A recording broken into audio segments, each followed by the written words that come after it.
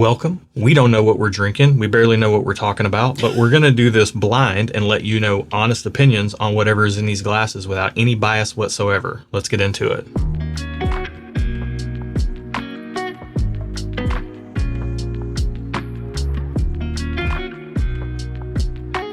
Welcome to Stuff and Whiskey. I'm Erin. I'm Josh. Thanks for joining us. If you're new here, Erin is more of a social sipper.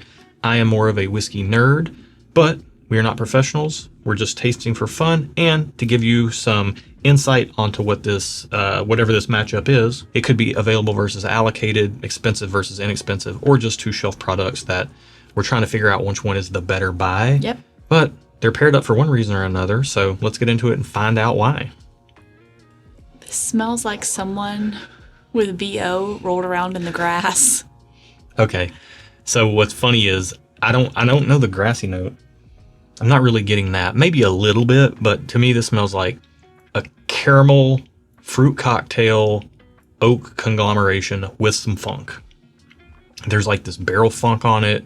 Kind of smells like Kentucky bourbon if I had to guess. Okay. Not trying to guess, but it smells like that. And it's got this caramel oaky thing that Kentucky bourbon has, but there's like this fruit cocktail thing going on in there as well, which was actually the first thing that hit me when I smelled it. But it smells good. I think I like the nose quite a bit. It smells like something. Okay. Cheers. This tastes fine. It's Wow. kind of soft. What? I'm not getting a lot. Like, this kind of tastes like whiskey water. Wow. I put this the right one? Yeah. We did warm our palates up before this. Yeah. And to me, this is coming through with huge flavor. Like this is, I mean, you were talking, but I was going to say, hello, Dolly. Like this thing is showing up for the party. Okay, I need another sip. Let's take a second one. I mean, I'm getting more oak on the second sip. It's a little more, tastes more like a popsicle stick. Mm-hmm.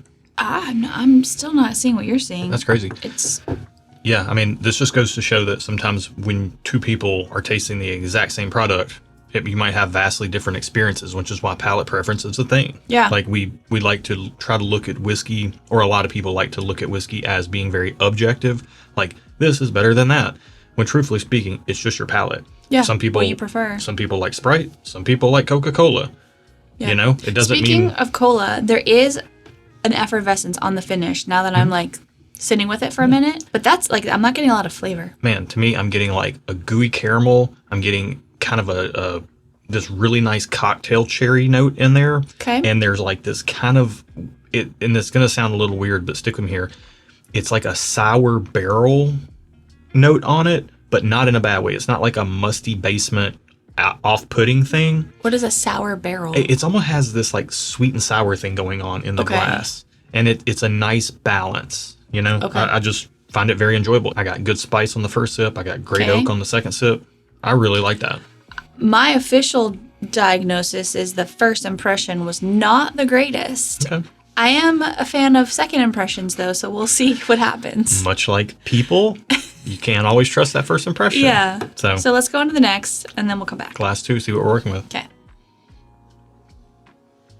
This one is jumping out of the glass even more to me. Yeah, this one smells a little more. It smells, you know what I mean? Like, there's more of a smell. Yeah. If I have to, like, put something to it, it kind of smells like a pool floaty in Walmart. It does smell like that kind of. Specifically Walmart.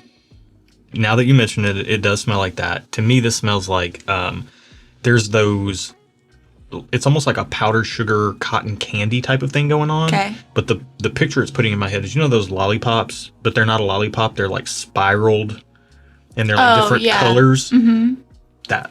I think that's still considered a lollipop. I know, but I'm saying when I think of lollipop, I think a traditional round Right. or spherical lollipop. For and sure. I'm thinking specifically that thing. Kind of like a cream savor, like the mix, but it's like It's bigger. like red and blue and everything. Yeah. This smells like, it literally smells like whiskey cotton candy or something. It's Okay. It's fluffy, it's powder sugary. I can see that. Cheers. It kind of tastes like a hamster's cage.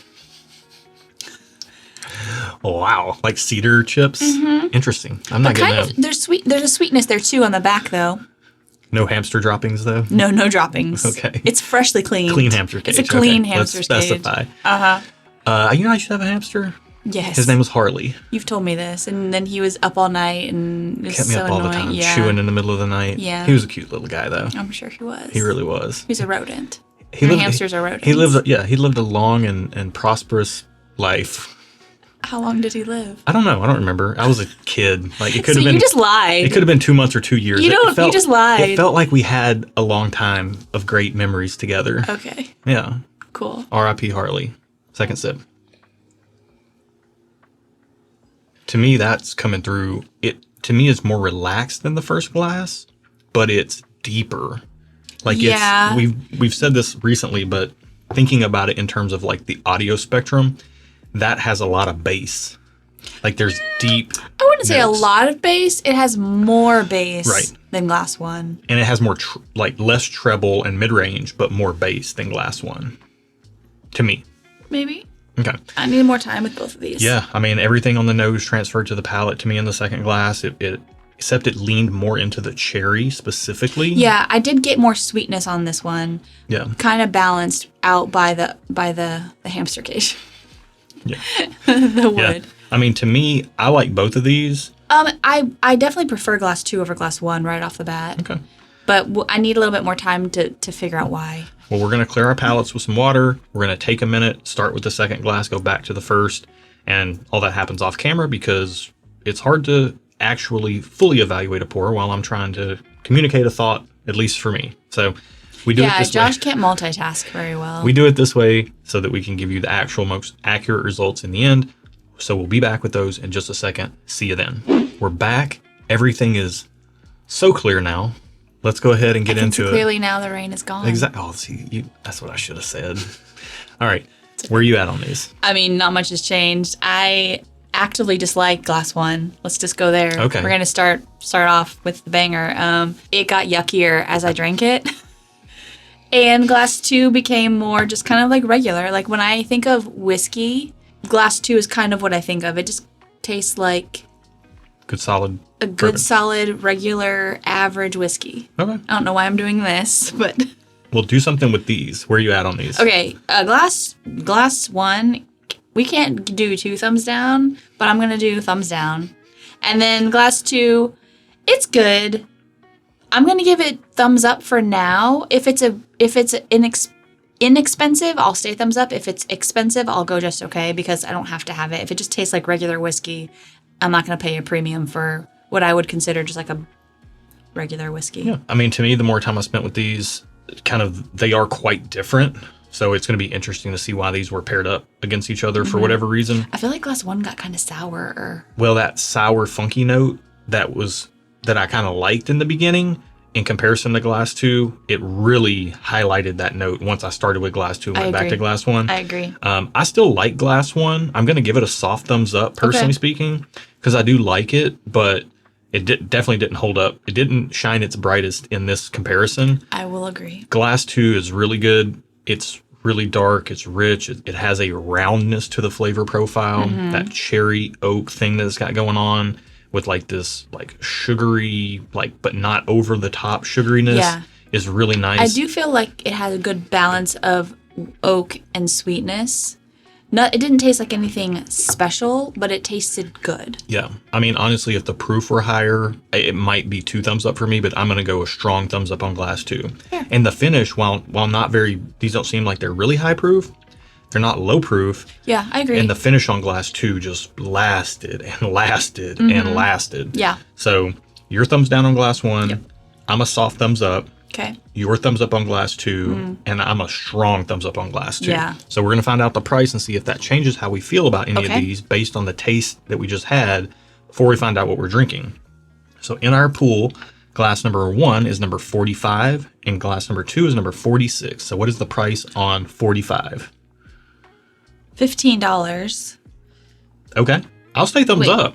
Yeah, it tastes like $15, but I've had like $20 whiskey that's way better. Okay, that's fine. I'll stay thumbs up on that. I'm staying thumbs down. What's the price on glass? Well, see, now, I want to talk about that in a minute.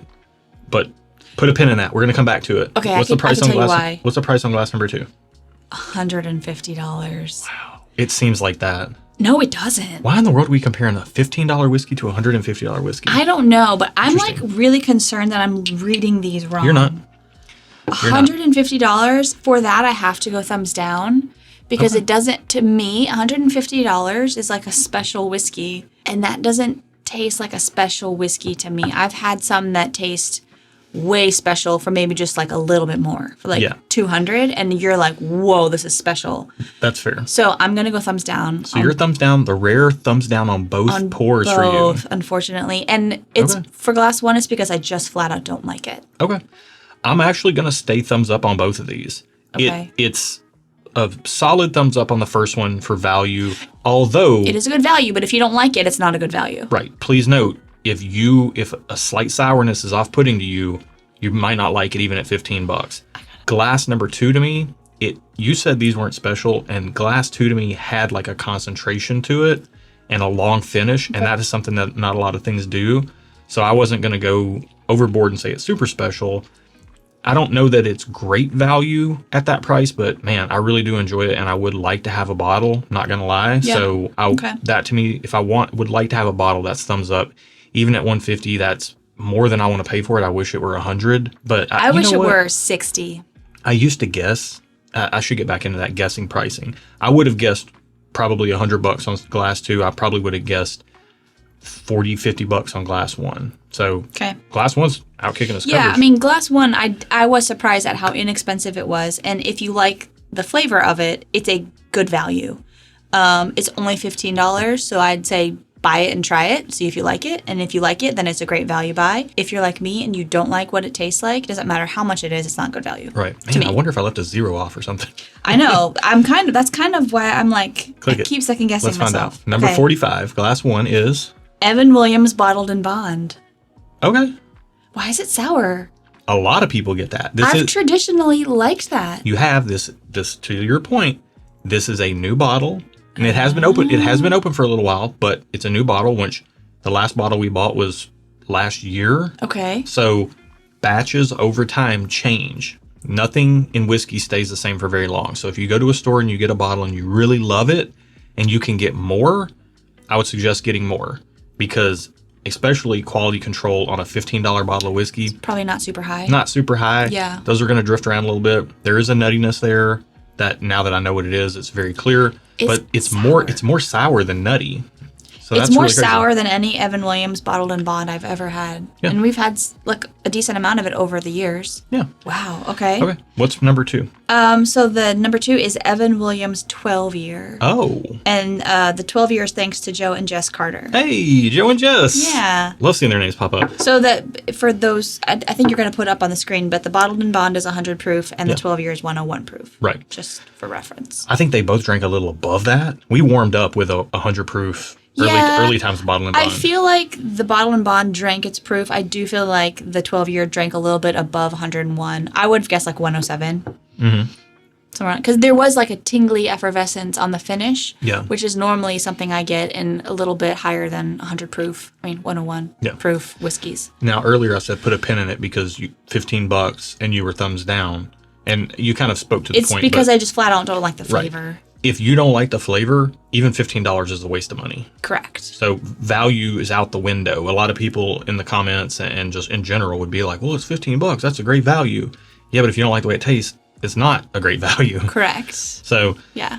I will say I wanted to put this in here because obviously it's the same company Yeah. and one is a bottle and bond, so it's at least 4 years and it's very inexpensive and it's kind of a crowd favorite for value. Whereas the other one is a distillery only bottle. So if you're ever in Louisville and you're by the Evan Williams Experience, you can do the tour. And at the end of the tour, you can buy this bottle. And they do make their way outside of Louisville. You know, some online retailers maybe sell it for a little bit of a markup. Kind of what I've always maintained, because Heaven Hill makes this stuff and Heaven Hill also makes Elijah Craig. I've always maintained that for $80 or $90 in our market, I would rather buy an Elijah Craig barrel proof and just add water to bring it down. Is it because you're buying a higher proof? Well, yeah, Why? but it's the same company. It's Evan Williams and Heaven Hill makes Evan Williams I know. and Elijah Craig. Yes. So This is 12 years old. Yes. Elijah Craig Barrel Proof is around 12 years old as well. So I'd rather just get Are they similar in flavor profile? They're close enough. Okay. That, I mean, this isn't $60 better. Got it. Yeah, yeah. Or $70 better. Understood. Yeah, yeah. Like, get Elijah Craig Barrel Proof, add water. Or don't add water if you want it proofier. Well, that's what we do. But if you want 101 proof, 12-year Kentucky bourbon from a classic distillery with a really classic profile, I actually wouldn't buy this. Even though I was thumbs up and I would like to have a bottle, I would just buy Elijah Craig Barrel Proof and add water until it's at around 100 proof. You can find calculators online to help you out with that and all that stuff. But cool. This is super interesting. Very interesting. Very eye-opening especially for you. Yeah. With the Evan Williams Bottle and Bond hate here. Yeah. Well, and because I have had it before, and so this is not my first time trying this particular product, I would spend the $15 to see if I like it, because out of all the ones we've ever tried, this is the only one I've disliked. That's fair. You are thumbs down on this one today? I am thumbs down on this one today, yes. From this new bottle we bought. But traditionally you have liked it. And honestly, even though we're saying that this one's sour, we've had some that aren't, some that are more nutty, some that are more peanut buttery. Even though it's like a shelf product, like to your point, batches vary. And by bottled and bond, by its very nature, they're going to change because it has to be 4 years old and from the same distillation season, which means January to June or July to December. Okay. From 4 years ago at a minimum. And this product is definitely just 4 years old. So like this 2024 bottle is from potentially January to June of 2020. But like a bottle we got 2 years ago would be it could be from July to December of 2018. Right. And those are different seasons, and those different seasons impact the barrels in a different way, which impacts the flavor in a different way. So by its very nature, bottle and bond is going to be less consistent overall over time than something like a small batch product. But truthfully, there is no, and I've said it many times on this channel, the hill I'm ready to die on for 2024 is please don't die. The inconsistency in whiskey. You just can't hold fast. But it's to not. too much. You're not saying it as a bad point. It's just by the nature of seasons and water changing. You know, like whiskey cannot be consistent from 5 years ago. It's going to taste different. And it's a truth that we don't talk about enough on Whiskey Tube, and you don't hear enough about in reviews. So we try to bring it up every chance we get, and here we are doing it again.